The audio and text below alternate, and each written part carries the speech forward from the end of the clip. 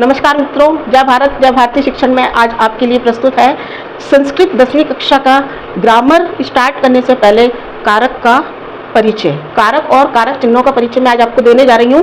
तो आप संस्कृत आप सीख रहे हैं और संस्कृत आप लर्न करना चाह रहे हैं तो सबसे पहले हमें इन्हें समझना बहुत ज़रूरी है। तो देखिए, ये कारक है, हमारे 8 कारक होते हैं और उनके 8 चिन्ह होते हैं। कर्ता ने कर्म को करण से के द्वारा संप्रदान के लिए अपादान अलग होने के अर्थ में और संबंध का की के अधिकरण मैं पे पर संबोधन है अरे ओ। तो मित्रों, आपको ये कारक चिन्ह अच्छे से रट लेने हैं। इनको रटने के बाद फिर हम विभक्तियों को देखते हैं कि जो हमारे शब्द रूप है वो किस तरह से अर्थ निकालते हैं। जैसे ये राम शब्द है, राम अकारांत शब्द है क्योंकि मैं हलंत वाला प्लस ए लगता है तो ए बाद में शेष रहता है, इसलिए से अकारांत शब्द बोला है। इसकी एक प्रैक्टिस हम थोड़ा बाद में करेंगे कि हमको जो कैसे पता लगेगा कि कौन सा शब्द अकारांत है, कौन सा इकारांत है, कौन सा उकारांत है। तो राम है शब्द का अर्थ निकला, कर्ता को हम यूज करते हुए लेंगे तो राम ने, रामू का निकला 2 राम ने, रामहा का निकला बहुत सारे राम ने। तो रामम 2 राम को, रामेण राम के द्वारा, रामाय राम के लिए, रामात अलग होने के अर्थ में, रामस्य राम का, इस तरह इनके अर्थ निकलते जा रहे हैं। रामे राम में या राम पर, हे राम है, हे राम ओ राम। तो इस तरह से हमारी सारी विभक्तियों के अर्थ इस कारक चिन्हों के जरिए आराम से निकलते हैं और हम उन्हें समझ सकते हैं और हम आसानी से हिंदी बना सकते हैं और संस्कृत से हिंदी बना सकते हैं, हिंदी से संस्कृत बना सकते हैं। द्विवचन में उसी तरह चलेंगे और बहुवचन में भी उसी तरह से चलेंगे। हाँ, तो दोस्तों अभी आपने देखे कि कारक चिन्हों का प्रयोग किस प्रकार होता है विभक्तियों में। अब हम देखेंगे कि जो हमारे क्रिया धातु रूप है उनका प्रयोग किस तरह होता है। तो ये है पठ धातु लट लकार वर्तमान काल यानी प्रेजेंट टेंस। लट लकार का मतलब होता है वर्तमान काल प्रेजेंट टेंस, जिसका मतलब है कोई भी कार्य वर्तमान में हो रहा है, जैसे वह पढ़ता है, उठता है, बैठता है आदि। तो अब इनका प्रयोग, ये जो हमको ये रूप देखने को मिलते हैं, पठती पठते पठंती, पठसी पठते पठत, पठामी पठावे पठामे। परंतु इन रूपों का, इन धातु रूपों का प्रयोग हम किस तरह करें इसकी जानकारी हो सकता है आप लोगों को हो सकता है कुछ मेरे स्टूडेंट्स ऐसे हों जिनको ना हो, तो उसको हम क्लियर कर लेते हैं यहीं पर। तो ये पुरुष दिया होता है। पुरुष का मतलब है कि कौन कौन से सब्जेक्ट्स किस किस डिपार्टमेंट में आएंगे। तो प्रथम पुरुष में आता है वह, वे दोनों, वे सब। तो संस्कृत में इसको बोलेंगे सह, तौ, ते। मध्यम पुरुष में आता है सामने वाला, तू, तुम दोनों और तुम सब। तो इस तरह से ये मध्यम पुरुष का सब्जेक्ट है। उत्तम पुरुष में आता है अहम, आवाम यानी हम दोनों और वयम हम सब। आप देख लीजिए उसकी संस्कृत भी लिखी हुई है और उसकी हिंदी भी मैंने आप लोगों के लिए लिखी हुई है ताकि अगर आपका बेस कमजोर है तो आप कंफ्यूज ना हो। तो पठती पठतः पठंती ये हमारे रूप हैं, लगभग सभी को याद है पर इनका यूज हम देखते हैं। जैसे पठती के लिए सह वह पठती, वह सह पठती वह पढ़ता है, सा पठती वह पढ़ती है। तद है नपुंसकलिंग पर, लेकिन जैसे फलम पतती इस तरह से रूप चलेगा उसका, तो इसका जो है हम पठती से नहीं लगा सकते, इसमें पतती को लगा सकते, जैसे फलम पतती।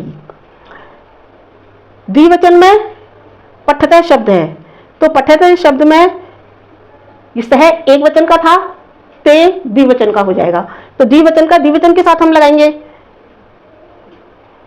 तो जैसे सह तौ ते, इस तरह से तौ बनता है द्विवचन में। तौ माने वे दोनों, तौ पठते वे दोनों पढ़ते हैं, ते पठते स्त्रीलिंग में ते होता है, वे दोनों पढ़ती हैं। ते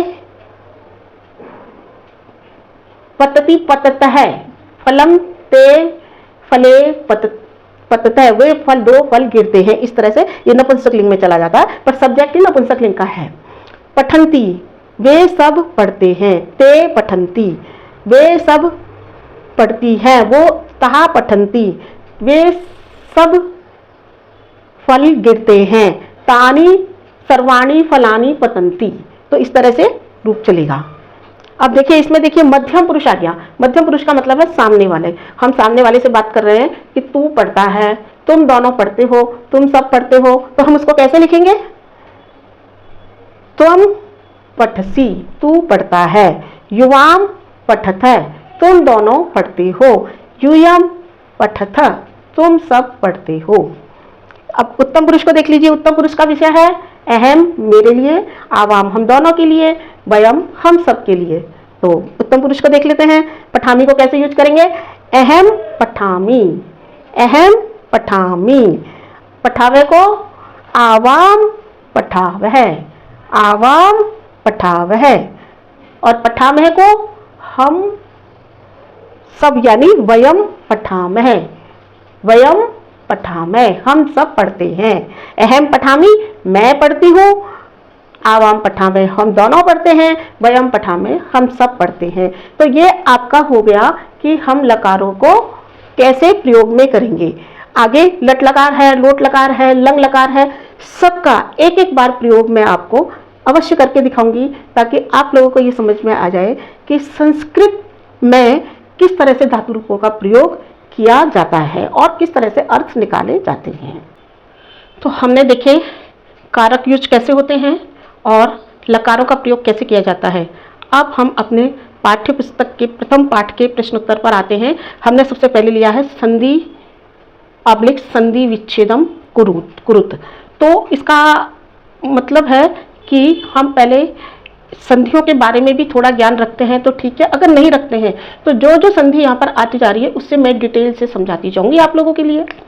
तो देखिए इस तरह से आपका बना हुआ है, जिसमें से आपको या तो संधि करनी है या आपको संधि विच्छेद करना है। संधि विच्छेद का अर्थ है जुड़े हुए शब्द को तोड़ना, और संधि का अर्थ है जो शब्द अलग अलग है उनको मिलाकर जोड़ना। जैसे एक देश की दूसरे देश से संधि होती है तो इसका मतलब जोड़ हो जाता है, मिलन, मेल हो जाता है, तो उसको जो है इसीलिए इसको संधि कहा है, और उसको अलग अलग करने को विच्छेद कहा है। तो इस तरह से आपका कुछ जो है क्वेश्चन देखने को मिलता है। तो यहाँ पर जैसे ये जो शब्द है प्रकृति रेवे, तो इसको यहाँ पर डैश दिया हुआ है, तो हमको यहाँ पर इसे संधि विच्छेद करके बताना है, तोड़ करके बताना है। तो देखिए इसमें आती है रुत्व संधि। रुत्व संधि का सीधा सा अर्थ है रुत्व यानी रह हो जाना। संस्कृत के नियम है, कठिन है, उन्हीं को मैं सरल भाषा में समझाने की कोशिश करूंगी। रुत्व हो जाना या रेफ आदेश हो जाना यानी रह हो जाना। तो कैसे हो जाता है? विसर्ग के बाद ए और आ, छोटा आ और बड़ा आ, इसको छोड़ करके कोई भी स्वर या व्यंजन आए तो विसर्ग को रेफ आदेश हो जाता है, यानी विसर्ग का रे बन जाता है। तो विसर्ग के बाद, तो देखिए हमारा यह है विसर्ग के बाद कोई भी स्वर व्यंजन बोला गया है नियम में, तो ए हमारा आ रहा है, तो ये हमारा जो विसर्ग है रे में बदल जाएगा और हमें क्या दिखाई देगा? ये यहाँ पर रे दिखाई देगा। तो विसर्ग का रे बना है और उसके बाद ए इसमें एडजस्ट हो गया है। तो प्रकृति रेवे, तो हमारी रुत्व संधि का नियम क्या है? ये दो नियम है इसमें, ये फर्स्ट नियम है। तो फर्स्ट है विसर्ग के बाद ए या आ को छोड़ करके कोई भी स्वर या व्यंजन आए तो विसर्ग को रे हो जाता है। चलिए नेक्स्ट लेते हैं। स्यात, फिर डैश है, फिर डैश है, और ये शब्द इन्होंने यहाँ पर लिख दिया है। तो हमें इसका विच्छेद करना है, यानी इसको खोल करके अलग अलग हमें करना है। तो अब ये किस किस नियम के अनुसार से होगा? इसमें दो संधियों का यूज हुआ है। पहली संधि है अनुस्वार संधि, यानी ये यहाँ पर अनुस्वार संधि हुई है, और यहाँ पर ये न और ए जो बना है वो वृद्धि संधि के अनुसार बना है। तो देखिए अनुस्वार संधि को समझते हैं। पहले है को छोड़ करके, है को छोड़ करके सभी व्यंजनों के बाद सारे व्यंजन, है को छोड़ दीजिए, केवल कै के गजन है, कैसे गजन है, टेटे डजन है, पे बे में जितने भी, मतलब हमें ना पहली वाली क्लास में चले जाना बिल्कुल, जहां से हमने कै के गजने पढ़े थे, तो हमें संधियां समझ में आनी शुरू हो जाएंगी। तो छोड़ करके, है को छोड़ करके जितने भी व्यंजन है उनके बाद आनुनासिक। अब आनुनासिक किनको कहा गया है? आनुनासिक उनको कहा गया है कै, खे, गे, घे, न। तो जो हम अणा खाली बोलते थे बचपन में, वो अनुनासिक वर्ण है। च, छ, ज, झ, य, वो यह खाली वो अनुनासिक वर्ण है, मैं अनुनासिक वर्ण है, अणा खाली अनुनासिक वर्ण है। तो ये सारे अनुनासिक वर्ण होते हैं। तो अब क्या है अपना नियम, है को छोड़ करके सभी व्यंजनों के बाद इनमें से कोई भी अनुनासिक वर्ण आ जाए तो विकल्प से समान अनुनासिक हो जाता है। विकल्प से मतलब हम चाहे तो करें, नहीं चाहे तो नहीं करें, तो विकल्प से अनुनासिक हो जाता है। जैसे न में ही बदल जाएगा, न होगा तो न में बदल जाएगा, ये होगा तो ये में बदल जाएगा, ऐसा नियम है। तो स्यात् तय क्या है, हलंत है, तय व्यंजन है और हलंत है। तो तय के आगे न जब आ गया, इनमें से ये वाला न इसमें आ गया है तो तय को न हो जाएगा। तो यहां हमें क्या दिख रहा है, स्यान्न, स्यान्न दिख रहा है, दो न दिख रहे हैं हमको, एक तो ये वाला न दिख रहा है, एक हमारा जो तय का आधा न हुआ है वो दिख रहा है, तो स्यान्न। अब आ जाइए न के बाद ए ऊपर आ जाइए, तो यहां हमारी वृद्धि संधि है। तो वृद्धि संधि क्या है, ए या आ के बाद ए ओ आने पर ए ओ को वृद्धि हो जाती है। वृद्धि का मतलब है दुगने हो जाते हैं। तो न में ए है और इसके बाद ए आ गया है, तो इस ए को वृद्धि हो जाएगी, यानी हमें दो मात्राएं इसलिए दिखलाई दे रही हैं। किस लिए दिखलाई दे रही है, क्योंकि इस ए को वृद्धि हुई है यहाँ पर ए आने के कारण, यहाँ पर ए होने के कारण उसके बाद ए आ गया है, तो इसको इस ए को वृद्धि हो गई है। तो वृद्धि संधि का नियम है। चलिए आगे देखते हैं। नेक्स्ट है हमारा हिय अनंता। शब्द क्या है, हमें इसको विच्छेद करना है, हिय अनंता। तो ही, यहां हमारा जो डैश दिखाई दे रहा है उसमें हमें शब्द ढूंढना है, तो उसमें क्या शब्द आएगा, ही और अनंता। तो अब आप देखिए इसमें यण संधि का प्रयोग हुआ है। तो वो यण संधि क्या नियम क्या कहता है, ई उ री के सामने असमान स्वर आने पर, यानी ये स्वर हैं पर अगर इनके सामने समान स्वर ना आए, अगर समान स्वर आएगा तो संधि दूसरी हो जाएगी, पर लेकिन इनके सामने अगर कोई भी असमान स्वर आ जाता है तो ई को यह हो जाएगा, उ को वह हो जाएगा और री को र हो जाएगा, री को ल हो जाएगा। तो अब हम देखते हैं यहाँ पर ही, ई आ रहा है, ई के आगे असमान स्वर ए आ गया, तो इसको यह इस तरह से हो जाएगा। तो ये जो हमें जो यहाँ पर जो ये दिखाई दे रहा है, ई को ई के आगे ए आने पर ये जो बना है, तो यहाँ पर ई नहीं रहेगा, फिर वो यह बन चुका है, तो हुए अनंता। इस तरह से ये शब्द बना है। यण संधि का ये नियम इस पर लागू हुआ है। तो एक बार दोबारा देख लेते हैं, यण संधि का नियम क्या है। ये मतलब बिगनिंग में यह बन जाता है ना, ई को ए डालने पर ये बना है, तो उसी से उसका नाम यण संधि लिख कर दिया गया है। ई उ री के सामने असमान स्वर आने पर क्रमशः य व र ले हो जाते हैं, और ये हमारा हिय अनंता शब्द बना है। और मूल शब्द क्या है, ही प्लस अनंता। तो हम यहाँ पर क्या लिखना होगा, ही। अगली संधि देखें हम। अगली संधि है, अब हमें यहाँ पर इन्होंने संधि बनाने को दिया है, यानी हमें जो है ना विच्छेद मिला हुआ है। यहाँ पर फिर शब्दों को अलग अलग यहाँ पर हम देख रहे हैं और हमें इनका मिलाकर के एक शब्द बनाना है, यानी संधि बनानी है। अब किस नियम के अंतर्गत ये सब होता है उसे देखते हैं। तो यहाँ पर जो हमने फर्स्ट में जो रुत्व संधि पढ़ी थी, वही सारी पूरी की पूरी यहाँ पर लागू हो रही है। देखते हैं कैसे लागू होती है। वही विसर्ग के बाद कोई भी व्यंजन आए तो इसका दूसरा नियम है। नियम कौन सा है कि ए और आ आने पर भी जो है विसर्ग को रे हो जाता है। यहाँ दूसरा नियम लागू हुआ है कि यहाँ पे लिखा है ए आ को छोड़ करके, और यहाँ पर लिखा है कोई भी व्यंजन आ जाने पर ए आ को छोड़ना नहीं है, वो विसर्ग से रे बन जाएगा। तो विसर्ग हमारा रे बन चुका है। तो ब ही रे, अभी आप देखिए रे यहाँ पर विसर्ग का रे बना है, हलंत वाला रे बना है, रे के बाद ए आ रहा है, तो ये रे पूरा होकर के पूरा रे बन गया, तो बहिरंत हो गया। अब दूसरे में अब देखिए यहाँ विसर्ग है, विसर्ग का यहाँ पे व्यंजन आने के कारण से रे बना है, और ये रे चूंकि अधूरा है तो ये रे जय के ऊपर जाकर लग गया है, और बहिरंत जगति, इस तरह से पूरा शब्द बन गया है, बहिरंत जगति। तो ये रुत्व संधि है, परंतु ये फर्स्ट नियम है। सेकंड नियम ये है इसका कि ए या आके को छोड़ा ना जाए, और कोई भी स्वर या व्यंजन आए तो रेव आदेश हो जाता है। तो ये आज आपकी 3 आगे की संधियां हैं आपके सामने। तो हमारा जो नेक्स्ट था असमान नगरात, हमें इसको विच्छेद करके यहाँ पर हमें लिखना है कि क्या इसका विच्छेद होगा। तो अस्मात नगरात, तो इसका नियम क्या है कि यहाँ पर हमें 2 न दिखाई दे रहे हैं। अनुनासिक, अनुनासिक का अर्थ है जो कै खे गे घे ये जो बाद में आते हैं, तै थे दै धे ने, पै फे बै भे मैं, तो ये जो सारे जो अंतिम जो अक्षर हैं व्यंजन वर्णमाला के, वो सारे के सारे अनुनासिक कहलाते हैं। यदि व्यंजन के आगे, यदि व्यंजन के बाद में आए तो, यदि हमारा व्यंजन है, तय व्यंजन है, इसके बाद में यदि कोई भी अनुनासिक आ जाए, तो जैसे इसमें न आ गया है, तो वर्ण के वर्ग का अनुनासिक हो जाता है। तो जो तय वर्ण है अपने ही वर्ग के अंतिम वर्ण में अनुनासिक वर्ण में बदल जाएगा। जैसे तय थे दै धे ने, तो ये तय न में बदल जाएगा।